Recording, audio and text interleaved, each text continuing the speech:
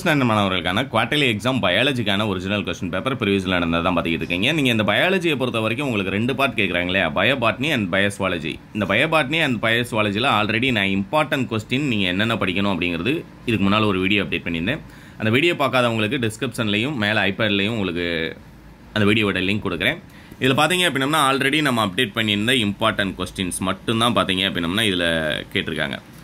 நான் கொடுத்த இம்பார்ட்டன்ட் கொஸ்டின்லேயே பார்த்தீங்க அப்படின்னா நீங்கள் அட்டன் பண்ண வேண்டிய 4 கொஸ்டினுக்கு 5 கொஸ்டின் நம்ம கொடுத்த இம்பார்ட்டன்ட்ல தான் கொடுத்துருக்காங்க. அதனால் இதில் இருக்கக்கூடிய கேள்விகள் மேக்ஸிமம் போதுமானது அப்படின்னம்னா இது போக அடிஷனலாக நீங்கள் எந்தெந்த கேள்விகள் படிச்சிருக்கணும் அப்படிங்கிறது அந்த இம்பார்ட்டன்ட் கொஸ்டினில் கொடுத்துருக்கேன். அது பிடிஎஃப் டவுன்லோட் பண்ணுறதுக்கான லிங்க்கும் டிஸ்கிரிப்ஷனில் கொடுக்குறேன். அந்த வீடியோ மிஸ் பண்ணாமல் பாருங்கள்.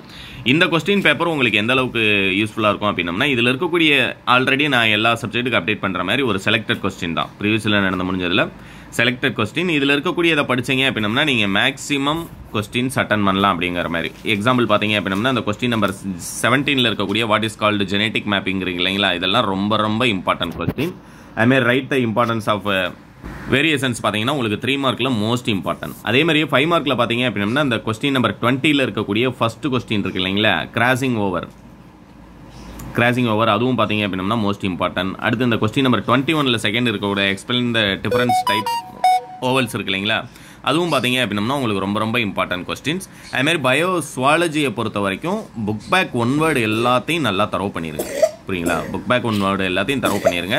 அது போக பார்த்தீங்க அப்படின்னா இது எல்லாமே இம்பார்ட்டன்ட் கொஸ்டின் நமக்கு ரிப்பீட்டடாக கேட்கக்கூடியது. இந்த கம்பல்சரி கொஸ்டின் ஆல்சோ 2 வருஷம் நமக்கு கேட்டிருக்காங்க. அதனால் அதையும் தரவு பண்ணிக்கோங்க. அதுமாதிரி 3 மார்க்லேயும் பார்த்தீங்க அப்படின்னா உங்களுக்கு இம்பார்ட்டன்ட் கொஸ்டின் மேக்ஸிமம் பார்த்தீங்கன்னா இதில் இருக்கக்கூடியது. இது எல்லாத்தையும் ஏன்னா இன்னும் நமக்கு ஒரு நாள் ஃபுல்லாக டைம் இருக்குது, இன்றைக்கி ஃபுல்லாக டைம் இருக்குது அப்படிங்கிறனால இந்த கொஸ்டின் பேப்பரை டவுன்லோட் பண்ணி உங்களுடைய ஃப்ரெண்ட்ஸ்க்கு மறக்காமல் ஷேர் பண்ணுங்கள். தமிழ் மீடியம் ஸ்டூடெண்ட்ஸுக்கு இதுக்கு அடுத்தே நான் வீடியோ அப்டேட் பண்ணிடுவேன். அப்டேட் பண்ணதுக்கப்புறமா அந்த வீடியோவும் மிஸ் பண்ணாமல் பார்த்துருங்க. 5 மார்க் கொஸ்டினை பொறுத்த வரைக்கும் இதில் இருக்கக்கூடியதே மேக்ஸிமம் பார்த்தீங்கன்னா மொத்தமே நீங்கள் 2 தான் அட்டன் பண்ணணும்.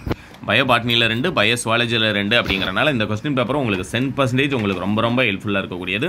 இது டவுன்லோட் லிங்க் டிஸ்கிரிப்ஷன்லையும் ஃபஸ்ட்டு கமெண்ட்லையும் இருக்குது. அடுத்ததாக உங்களுக்கு அடுத்து நடக்கக்கூடிய லாஸ்ட் எக்ஸாமுக்கும் நம்முடைய சேனலில் கெமிஸ்ட்ரிக்கு இம்பார்ட்டன்ட் கொஸ்டின் வித் ஆன்சர் நம்முடைய சேனலில் தொடர்ச்சி அப்டேட் பண்ணுவேன். வீடியோஸை உங்களுடைய ஃப்ரெண்ட்ஸ்க்கு ஷேர் பண்ணுங்கள். நம்முடைய சேனலுக்கு நீங்கள் புதுசு அப்படின்னா சேனலையும் மறக்காமல் சப்ஸ்கிரைப் பண்ணிடுங்க. தேங்க்யூ.